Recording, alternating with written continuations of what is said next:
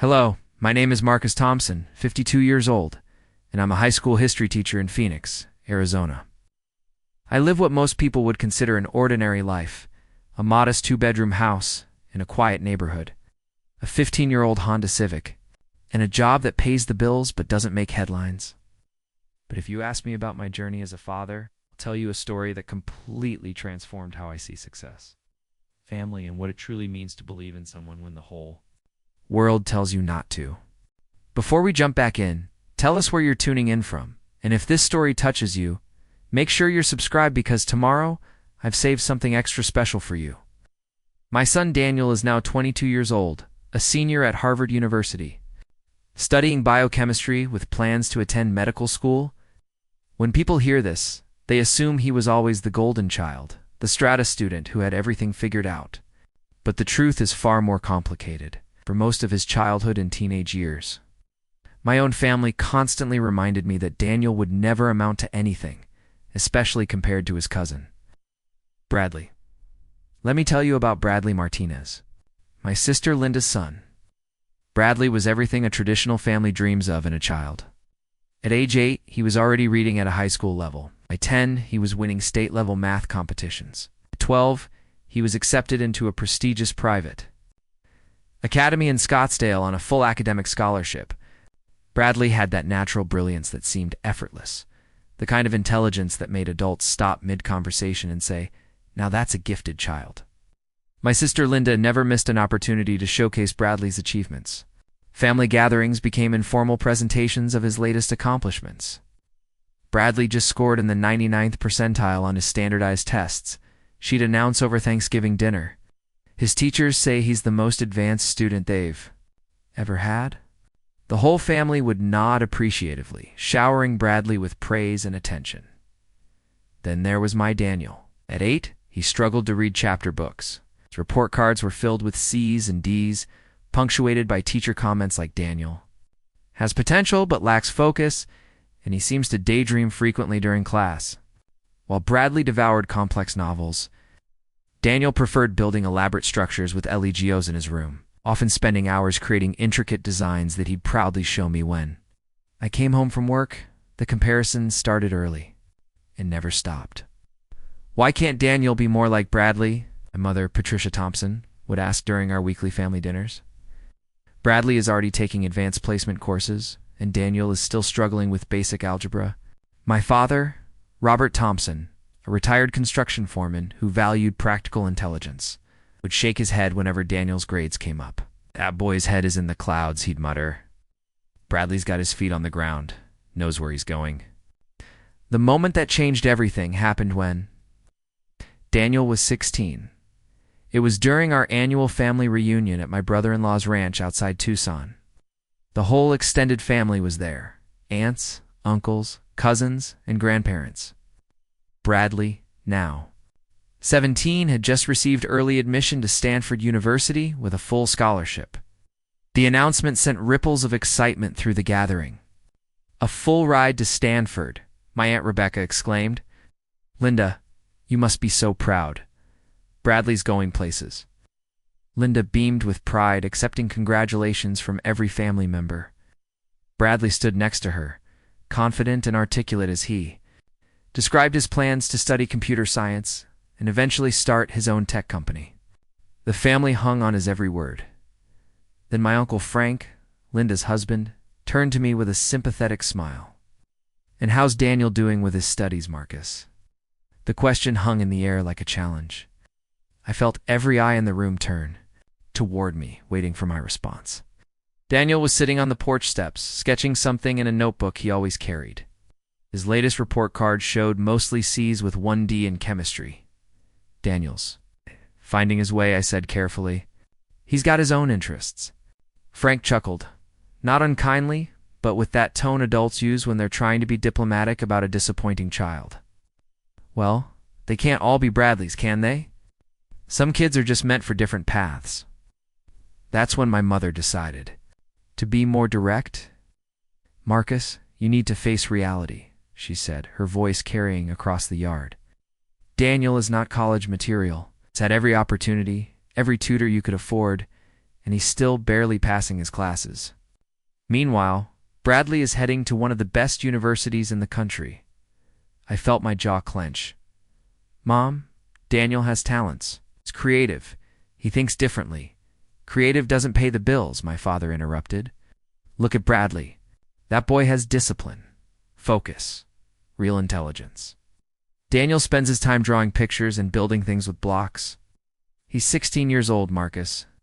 When are you going to stop making excuses? The worst part wasn't their criticism.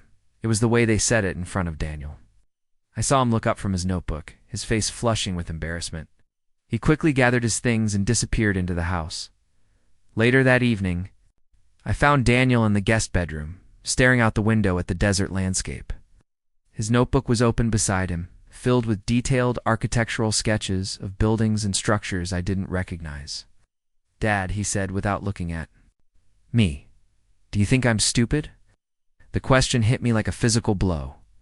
Daniel, don't ever say that.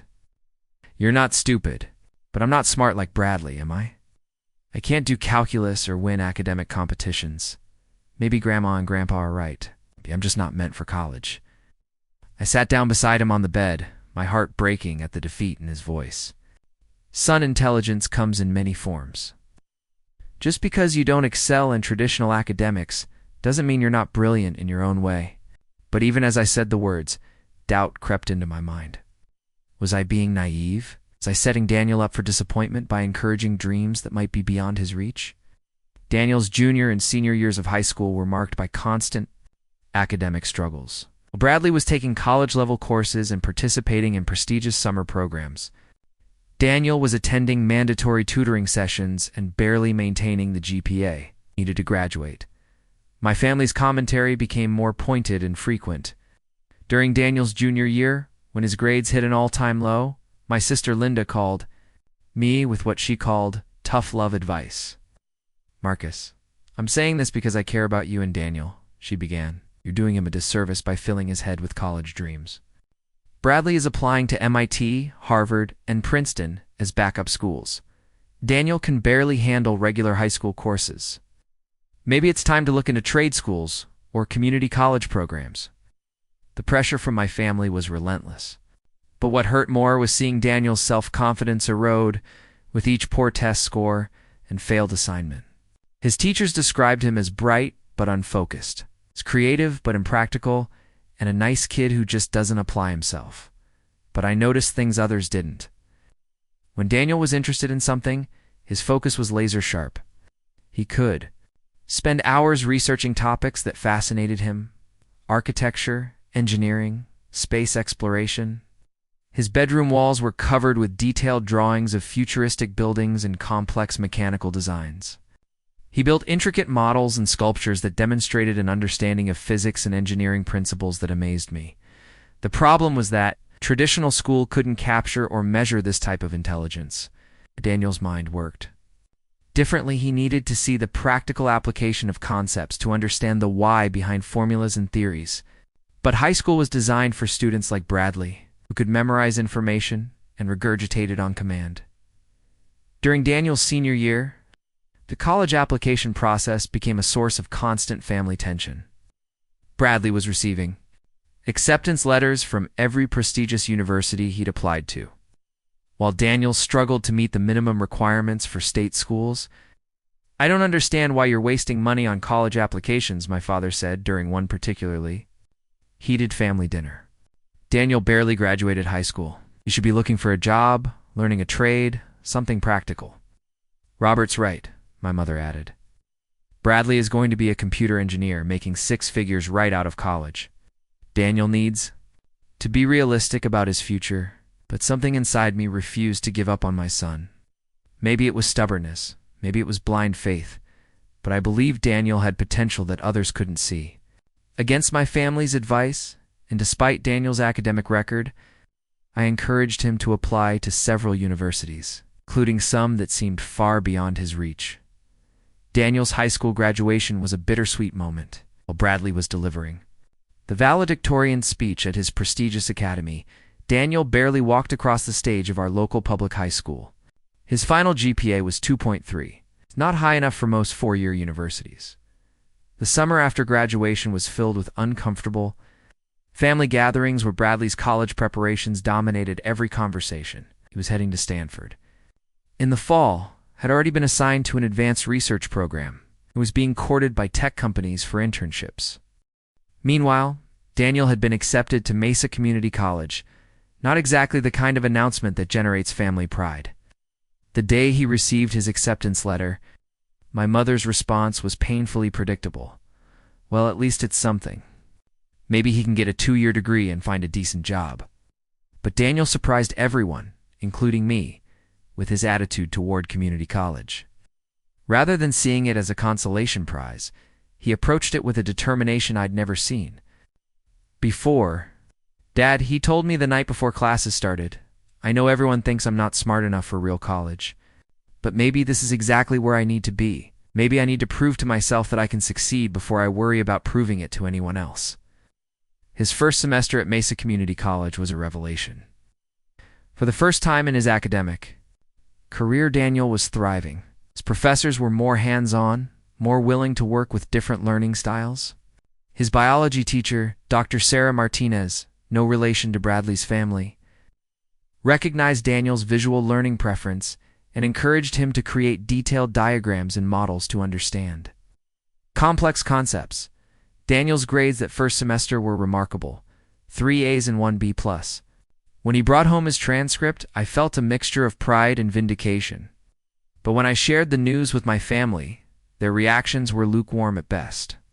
Community college isn't real college, my Uncle Frank said dismissively.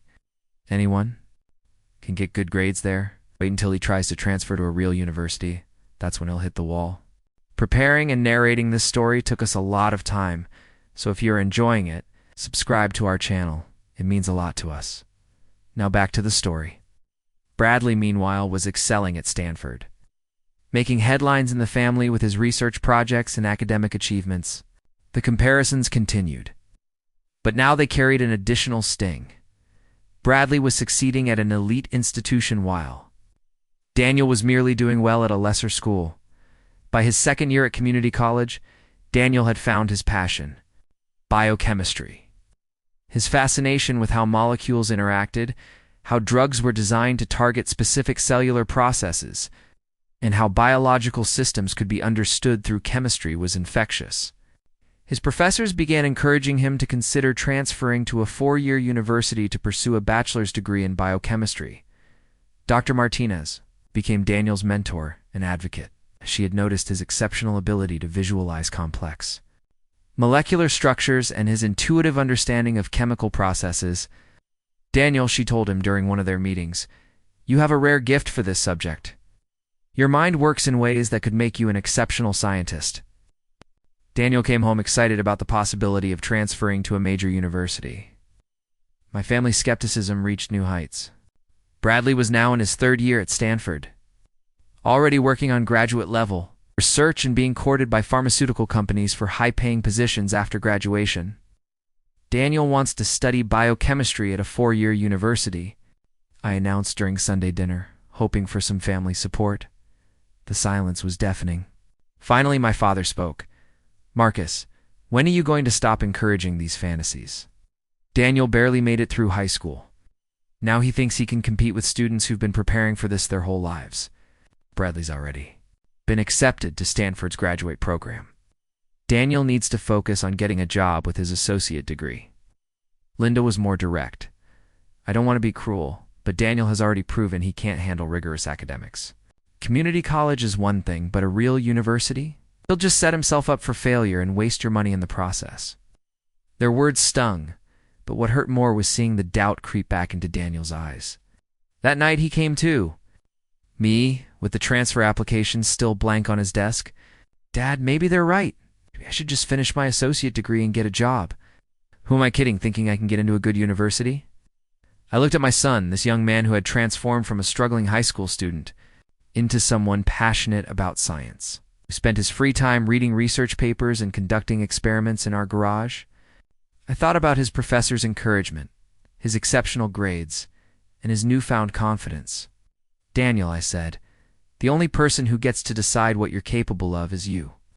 Don't let anyone else's limitations become your own. Against all family advice, Daniel decided to apply to transfer to several universities. His target list was ambitious: University of Arizona, Arizona State University, University of California, San Diego, UCLA, and in what my family considered an act of pure delusion, Harvard University. The Harvard application seemed particularly audacious. Here was a student who had barely graduated high school, spent 2 years at community college, and was now applying to one of the most prestigious universities in the world. When word of his Harvard application spread through the family, the ridicule was swift and merciless. Harvard. My Uncle Frank laughed during a family barbecue. Daniel's applying to Harvard? That's rich. Bradley had perfect SAT scores, was valedictorian, and even he knew Harvard was a long shot. What makes Daniel think he has a chance?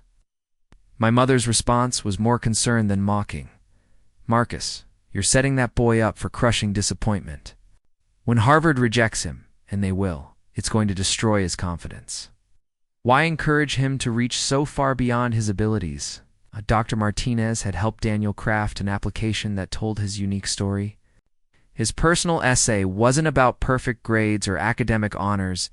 It was about transformation, about discovering passion later than most, about the different paths that lead to scientific curiosity.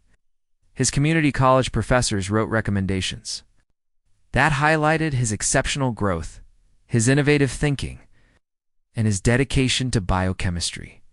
The waiting period was excruciating. While other transfer applications were processed within weeks, the Ivy League schools took months to make their decisions. During this time, Bradley received news of his acceptance to graduate programs at MIT, Stanford, and Princeton. The family celebrations were elaborate and frequent. Bradley has his pick of the best graduate programs in the country, Linda announced proudly. He's going to be a research scientist at a Fortune 500 company by the time he's 25. Meanwhile, Daniel had received acceptance letters from University of Arizona and Arizona State, which was cause for celebration in our house, but barely registered with the extended family. State schools, my father said dismissively. At least he's got options, I suppose. It was a Tuesday afternoon in March when the phone rang. I was grading papers in my home office when Daniel burst through the front door, his face flushed with excitement and disbelief. "Dad," he said, his voice shaking. "Harvard called. They want to talk to me." I thought I had misheard. "What do you mean they called?" An admissions officer from Harvard called my cell phone. She said they're very interested in my application and want to schedule an interview. "Dad, they're considering me for admission." The next few hours were a blur. The Harvard admissions officer, Dr. Jennifer Walsh, explained that Daniel's application had caught the attention of the biochemistry department. His professor's recommendations were outstanding. His essay demonstrated remarkable personal growth, and his academic performance at community college showed a level of dedication and improvement that impressed the admissions committee. "We're particularly interested in students who take unconventional paths to academic excellence," Dr. Walsh explained during the phone interview. Daniel's story demonstrates resilience, passion, and the kind of intellectual curiosity we value. At Harvard, the interview was scheduled for the following week. Daniel spent every free moment preparing, researching Harvard's biochemistry program, reviewing his coursework, and practicing potential questions with Dr. Martinez. But even with this incredible opportunity, my family's skepticism remained unchanged. When I shared the news about Harvard's interest in Daniel, the responses were predictably dismissive. "They probably call everyone for interviews," my Uncle Frank said. "Doesn't mean anything. They'll interview him to be polite, then send the rejection letter." My mother was more concerned. "Marcus, don't let Daniel get his hopes up. Even if they interview him, there's no way Harvard is actually going to accept a community college transfer. Student, this is just going to make the rejection harder to handle." Linda was characteristically blunt. "I hate to say it, but this seems cruel. Why would Harvard waste Daniel's time with an interview if they're not serious about accepting him? Maybe they need to meet their diversity quotas or something." Bradley applied to Harvard and didn't even get an interview, and he had perfect credentials. Daniel's Harvard interview took place via video call due to the distance from Phoenix to Cambridge. I'll never forget watching him prepare that morning, putting on his best shirt and tie, reviewing his notes one final time. He was nervous, but determined, more focused than I'd ever seen him. The interview lasted over an hour. Through the thin walls of our house, I could hear Daniel discussing his research interests, his experience at community college, and his goals for the future. His voice was confident and passionate as he described the molecular processes that fascinated him and the research he hoped to conduct. When the interview ended, Daniel emerged from his room, emotionally drained but optimistic. "I think it went well, Dad. They asked really thoughtful questions about my background and seemed genuinely interested in my perspective on biochemistry. The professor I spoke with said my unconventional path gave me insights that traditional students might not have." The waiting period after the interview was even more intense than before. Daniel had interviews with his other target schools as well, but Harvard remained the dream that seemed simultaneously possible and impossible. During this time, Bradley received his final graduate school acceptances and decided on MIT for his PhD in computer science. The family celebration was held at an expensive restaurant in Scottsdale, with everyone toasting Bradley's achievements and bright future. To Bradley, my father raised his glass, the first person in our family to attend graduate school at an Ivy League university. "We're so proud of what you've accomplished." I looked across the table at Daniel, who smiled and applauded his cousin genuinely. Despite everything our family had put him through, Daniel harbored no resentment toward Bradley's success. If anything, he seemed motivated by it. On a Friday afternoon in April, Daniel called me at school, his voice barely above a whisper. "Dad, can you come home? There's something I need to show you." I left school immediately, my heart pounding with anticipation and dread. When I arrived home, Daniel was sitting at the kitchen table, holding an envelope with the Harvard University seal. "I haven't opened it yet," he said. "I wanted you to be here." We sat together at the table where he'd done homework as a child, where we'd had countless conversations about his struggles and dreams. With trembling hands, Daniel opened the envelope and unfolded the letter. "Dear Daniel," he read aloud, his voice growing stronger with each word. "The Committee on Admissions has completed its review of your application for transfer admission to Harvard College. I am delighted to inform you that you have been admitted to the class of 2025. The rest of the letter was a blur of details about orientation, housing, and course registration. Daniel was not only accepted, he had been awarded a partial scholarship. Based on his academic performance and potential for contribution to the university community, we sat in stunned silence for several minutes, the magnitude of the achievement slowly sinking in. Daniel, the child my family had written off as academically hopeless, the teenager who barely graduated high school. The young man they said would never succeed like his cousin, had been accepted to Harvard University. That evening, we called a family meeting to share Daniel's news. I'll never forget the scene in my parents' living room as our extended family gathered, expecting another routine get-together. "I have some news to share about Daniel," I began, trying to keep my voice steady. "He's been accepted to Harvard University for the fall semester." The silence that followed was unlike anything I'd ever experienced. My mother's coffee cup froze halfway to her lips. My father's newspaper crumpled in his hands. Linda's mouth opened and closed without sound. Finally, my Uncle Frank spoke. "Harvard. Are you sure? There must be some mistake." I handed him the acceptance letter. As he read it, his expression changed from skepticism to shock to something approaching awe. The letter was passed around the room, each family member examining it, as if it might disappear under scrutiny. "This is incredible," my mother finally whispered, tears in her eyes. "Daniel, I don't know what to say. I'm so sorry for doubting you." Linda was equally stunned. Harvard actually accepted him. Daniel's going to Harvard? The questions came in rapid succession. How did this happen? What changed? How competitive was the admissions process? What were his grades at community college? As Daniel patiently answered their questions, explaining his transformation at Mesa Community College, his passion for biochemistry, and his interview with Harvard's admissions committee, I watched my family's perception of him shift in real time. I never imagined, my father said, shaking his head in amazement. Son, I owe you an apology. We all do. We were wrong about you, and I'm sorry it took something like this to make us see it. The irony wasn't lost on anyone in the room. Bradley, the family's academic golden child, had never even been offered an interview at Harvard, yet Daniel, whom they had dismissed as intellectually inferior, would be walking the halls of Harvard Yard in the fall. Daniel's experience at Harvard was everything we had hoped and more. The transition from community college to one of the world's most prestigious universities wasn't easy, but Daniel approached every challenge with the same determination that had gotten him there. His professors were impressed by his work ethic. In unique perspective, Dr. Michael Chen, his organic chemistry professor, later told me that Daniel brought a practical, hands-on approach to complex problems that many of his traditionally educated peers lacked. Daniel's path to Harvard was unconventional.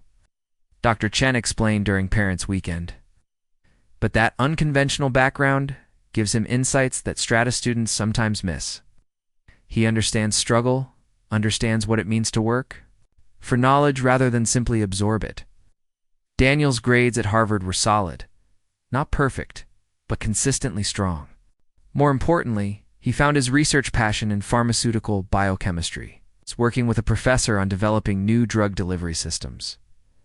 During his junior year, Daniel presented his research at a national conference, earning recognition from established scientists in the field. The paper he co-authored was published in a respected journal, an achievement that impressed even Bradley, who is now completing his PhD at MIT. I have to admit, Bradley told me during a family gathering, Daniel's accomplishments at Harvard are pretty incredible. I'm proud of my cousin.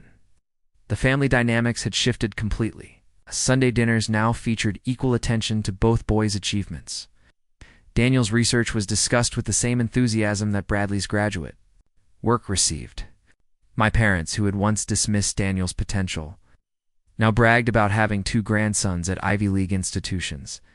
During his senior year at Harvard, Daniel applied to medical schools with the goal of becoming a physician scientist, combining clinical practice with pharmaceutical research. His applications went to top-tier programs: Johns Hopkins, UCSF, Harvard Medical School, and others. The family waited anxiously for news, but this time the anxiety was tinged with optimism rather than dread. Daniel had proven that he could succeed at the highest levels of academic competition. When the acceptance letter from Harvard Medical School arrived, the celebration was immediate and joyful. The same family members who had once doubted Daniel's ability to succeed in any college now marveled at his acceptance to one of the most competitive medical programs in the country. From community college to Harvard Medical School, my mother said, shaking her head in wonder. Daniel, you've shown us all what's possible when someone refuses to give up on their dreams. The local newspaper picked up Daniel's story, Running, a feature about the community college transfer student who defied expectations to reach Harvard. Dr. Martinez from Mesa Community College was quoted extensively, highlighting the importance of recognizing potential in students who don't fit traditional molds now. As Daniel prepares for his first year of medical school, I often reflect on the journey that brought us here. The transformation wasn't just Daniel's, it was our family's understanding of what success looks like and how many different paths can lead there. Bradley remained successful and accomplished, completing his PhD and moving into a lucrative position at a tech company, but his path was always more predictable, more aligned with traditional expectations. Daniel's journey required courage, resilience, and a willingness to prove himself repeatedly to people who had already written him off. Relationship between Daniel and Bradley has evolved into mutual respect and genuine friendship. They're both successful young men, but in very different ways. Bradley achieved early success through natural academic talent and consistent performance. Daniel achieved his success through perseverance, self-discovery, and refusing to accept others' limitations as his own. My parents have become Daniel's biggest supporters, telling anyone who will listen about their grandson's remarkable journey from struggling high school student to Harvard Medical School. They've learned that intelligence and potential can't always be measured by standardized tests and report cards. I'm ashamed of how we treated Daniel, my mother told me recently. We were so focused on comparing him to Bradley that we couldn't see his unique gifts. We almost cost him his future with our narrow thinking. My father, never one for emotional speeches, simply said, "That boy taught us all a lesson about judging people too quickly." I'm proud of him, and I'm proud of you for never giving up on him. As a father and educator, Daniel's journey has taught me invaluable lessons about potential, perseverance, and the danger of comparing children to one another.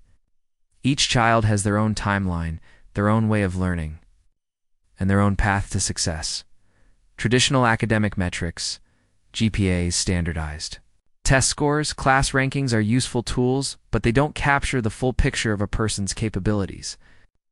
Daniel's high school struggles were real, but they didn't define his ultimate potential. His community college success wasn't a fluke. It was the beginning of him finding his academic voice. The family comparisons that dominated Daniel's childhood were not only unfair, but counterproductive. Bradley's early success was genuine and deserved recognition, but using it as a constant measuring stick for Daniel created unnecessary pressure and self-doubt. Most importantly, I learned the power of unwavering belief. When everyone else had given up on Daniel's academic potential, maintaining faith in his abilities, even when that faith was tested by poor grades and failed classes, made all the difference. Daniel often tells me that my refusal to accept the family's verdict on his capabilities was what gave him the courage to keep trying. "Dad," he said recently, "you were the only one who saw something in me when I couldn't even see it in myself." Daniel's success has had unexpected ripple effects. Throughout our extended family and community, several of my students, inspired by his story, have decided to attend community college rather than give up on their educational dreams entirely. Dr. Martinez reports increased interest in transfer programs from students who previously thought four-year universities were beyond their reach. My teaching has been transformed by this experience. I now look more carefully for students who might be struggling, not because they lack ability, but because they learn differently or haven't yet found their passion. I've become an advocate for alternative educational paths and second chances. The family gatherings that once filled me with dread are now celebrations of diverse achievements.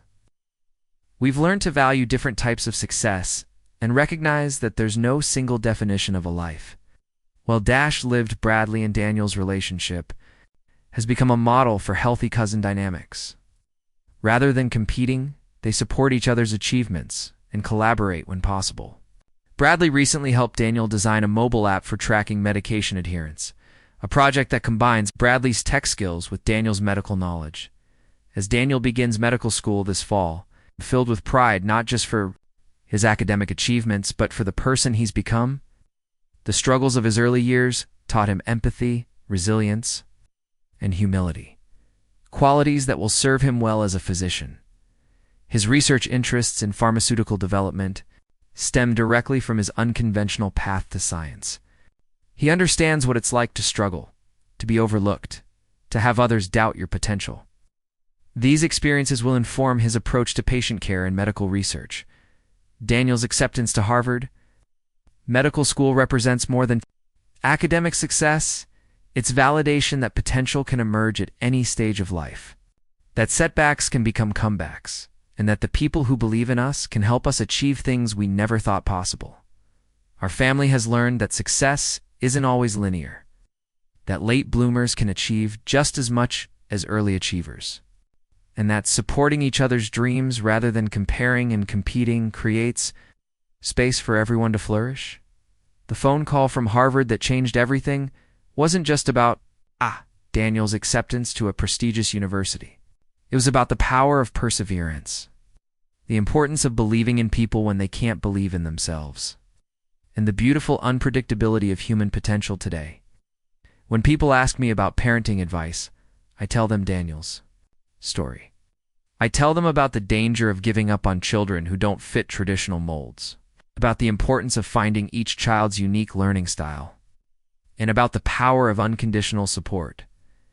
I tell them that success has many definitions, in many timelines. Bradley's path was one type of success early, consistent, and traditionally recognized. Daniel's path was another type, challenging, unconventional, and ultimately transformative, not just for him, but for everyone who witnessed it. Most importantly, die. I tell them that our job as parents and family members isn't to limit our children's dreams based on their current performance, but to help them discover their potential and support them in pursuing it. No matter how long it takes or how unconventional the path might be, Daniel's journey from struggling high school student to Harvard Medical School proves that with the right support, environment, and belief in oneself, anyone can defy expectations and achieve extraordinary things. The family that once said he would never succeed like his cousin learned that success comes in many forms. And sometimes the most meaningful achievements are the ones that require the greatest struggle to attain. The Harvard acceptance letter. That sits framed in Daniel's room isn't just a piece of paper. It's a testament to the power of resilience. The importance of second chances. It's a beautiful truth that it's never too late to discover your potential and pursue your dreams. Up next, you've got two more standout stories right on your screen. If this one hits the mark, you won't want to pass these up. Just click and check them out. And don't forget to subscribe and turn on the notification bell so you don't miss any upload from us.